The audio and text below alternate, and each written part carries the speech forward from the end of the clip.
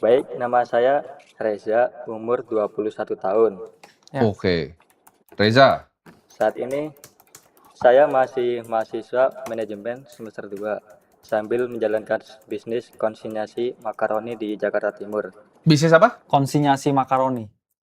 Makaroni. Makaroni. Iya. Jadi model bisnisnya saya proaktif ke door to door ke kantin-kantin sekolah se-Jakarta Timur untuk nawarin makaroni di titip jual di kantin sekolah. Oke, B2B ya berarti. Iya, benar. Oke. Dalam 2 tahun terakhir, rata-rata penghasilan kotor saya di angka 15 juta per bulan. Oke. Dengan pengeluaran pribadi sekitar 3 juta per bulan. Oke. Untuk biaya operasional sekitar 4 juta sampai 6 juta per bulan. Oke.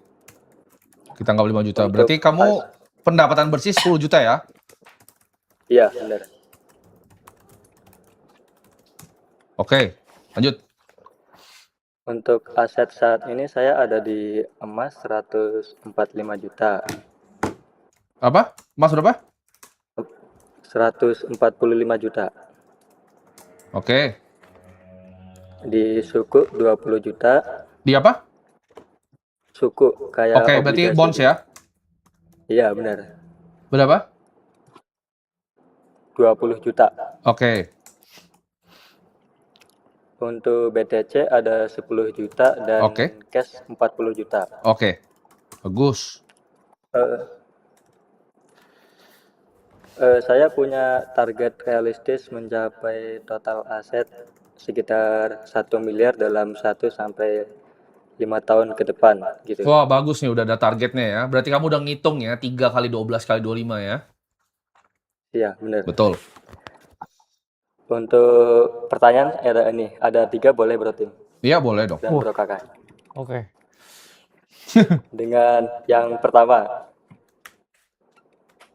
dengan Ya. model bisnis konsinyasi seperti ini, kan marginnya tipis, tapi cash flow-nya positif. Ya. Apakah realistis mengejar target 1M dalam jangka waktu tersebut? Iya. Oke.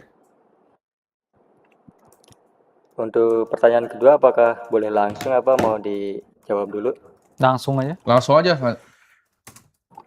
Oke, yang kedua, apakah antara reinvestasi profit ke bisnis ke ekspansi atau dialokasikan ke instrumen investasi yang sudah saya jalankan saat ini?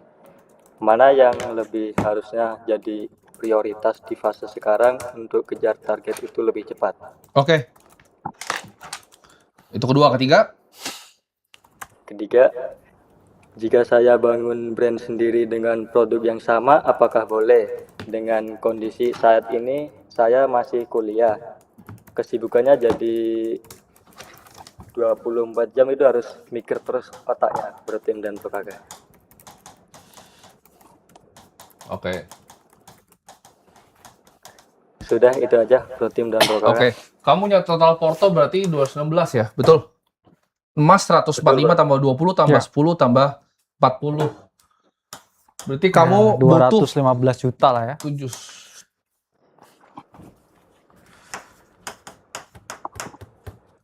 Dalam 5 tahun ya? Betul? Kamu ngejarnya berapa? 5 Betul. realistis kan 5 Ya, tahun kan? realistisnya 5 tahun sih. 5 1 tahun. sampai 5 kan? Sekitaran. Iya. Berarti Iya, karena untuk marginnya itu tipis gitu. iya. Dengan risiko juga di jalanan juga sering ada sih. Oke. Risikonya apa sekarang? Di perjalanan itu kan di kondisi Jakarta kan di jalan tidak bisa diprediksi. Misalnya ada kurirnya jatuh di jalan, waktu 3 bulan terakhir malah ada yang dibegal Hah? karyawan saya. Jual makaroni di Sampai begal? 2 Daerah kali, mana itu? 2 kali. Di Jaktim. Jaktim ya? Ya, Halim. Oh. Kalau ini Begal makaroni nih. begal makaroni 2 kali. urusannya Polres Jaktim ini bro.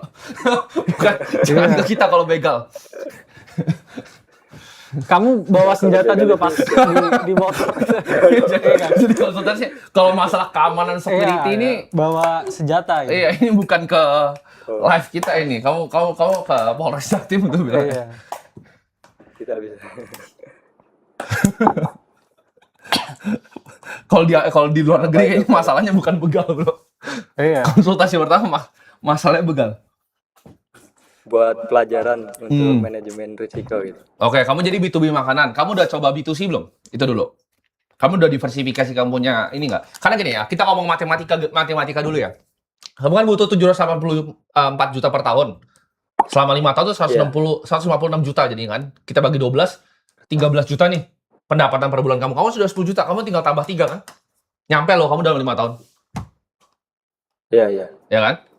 Jadi kalau kamu cuma mau nambah 3 juta, gampang, ya kan? Kamu pengennya pasti tapi lebih cepat dong dari 5 tahun, ya nggak?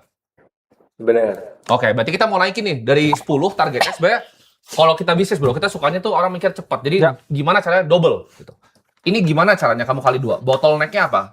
Jangan ngomong di begal ya, jangan selain di begal. Secara bisnis model, apakah kamu udah coba B2C? Kan kamu kan nitip di kantin nih. Dari kantinnya, kamu coba tanya deh. Di kantinnya kamu coba duduk di situ, kamu lihat customer yang beli seperti apa. Benar.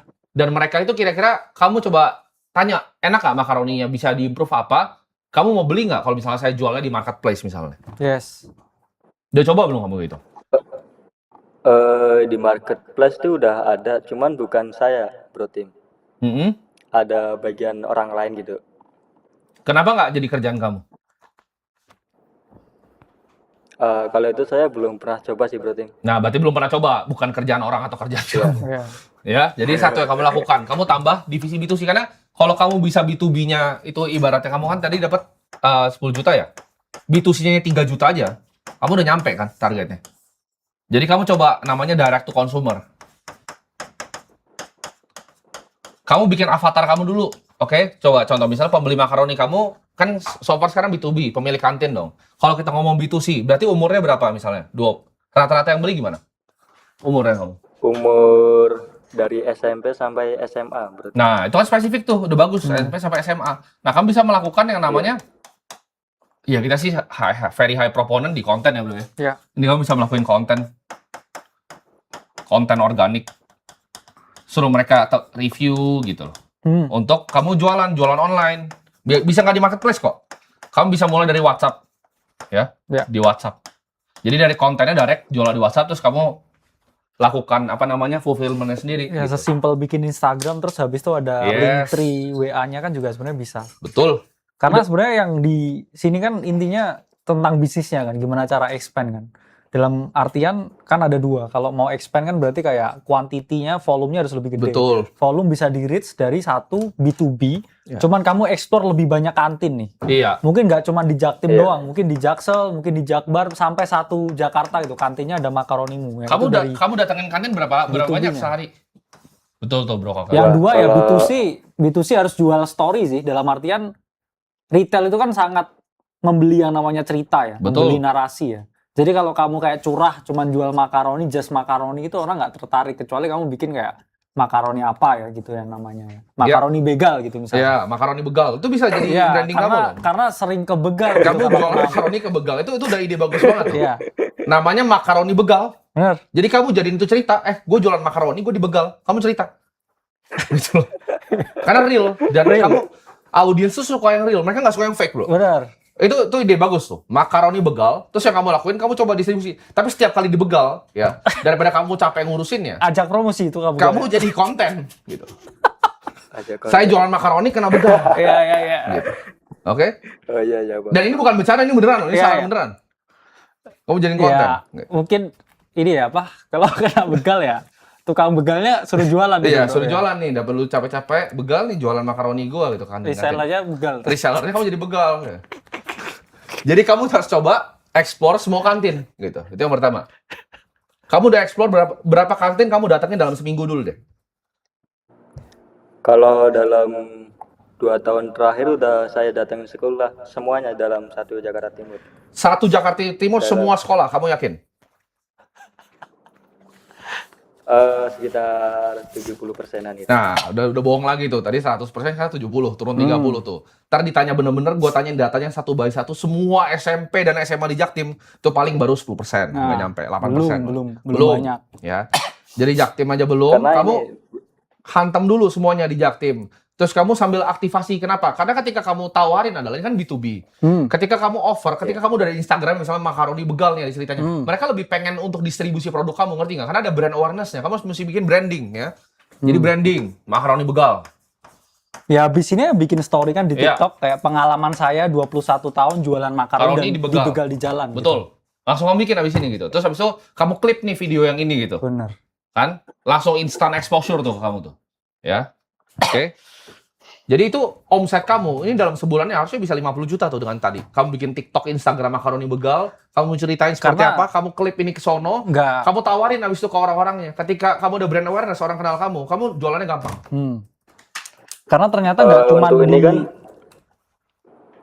nggak cuma di ini juga ya, di Indo doang yang dibegal. Karena kan KitKat juga Betul. dibegal juga bro ya. KitKat Jadi yang pernah tahu dibegal. ya, teman-teman ada 12 ton ya KitKat dibegal ya di Betul. Europe kalau nggak salah ya.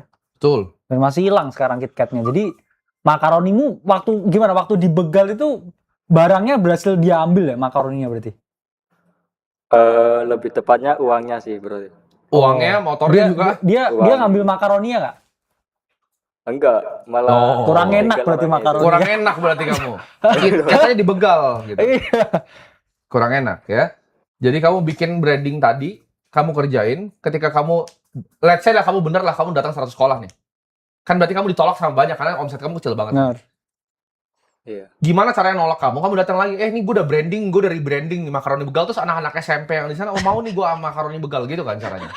Kamu 100 juta bisa sebulan. Oke? Kamu dapat nyampe targetnya setahun tuh, bukan 5 tahun. Ada kendala sedikit bro Ting. Apa kendalanya itu? Jadi di sekolah itu ada peraturan sekarang nggak boleh pakai plastik sama bumbu-bumbu gitu bro Ting. Iya, terus? Plastik. Nah itu yang jadi kendalanya itu bro Tim. Ya, Jadi packaging kalau yang lain. pakai Ya plastik, pakai daun pisang. Kalau gitu. dia ngomong sekolah nggak ada bumbu-bumbuan mah nggak boleh masak pakai Royco gitu bilang. Iya, pakai Masa daun bumbu-bumbuan? pakai daun pisang coba. Iya.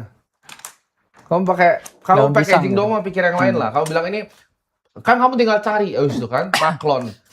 Gimana caranya bikin yang non plastik terus kayak ada eco friendly jadi makaroni begal eco friendly kan? Kayak Benar. branding. Green Green. energy gitu. Green. Green story makaroni ya. Itu teknis yang gampang lah.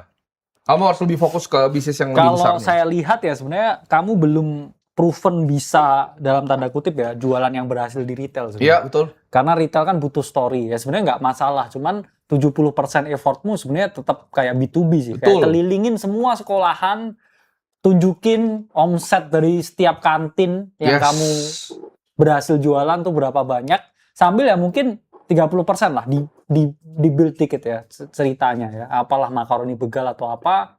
Terus kamu jual uniqueness-nya di situ, ya siapa tahu bisa viral ya. Cuman nanti kalau misalkan ya nanti pasti ada trade off-nya lah. Dalam artian antara jualan B2B sama B2C kamu akan ngerasain sebenarnya jual ke retail itu pasti ada ya kita ngomong ya diminishing-nya, Bro. Betul. Ketika orang udah mulai jenuh ya.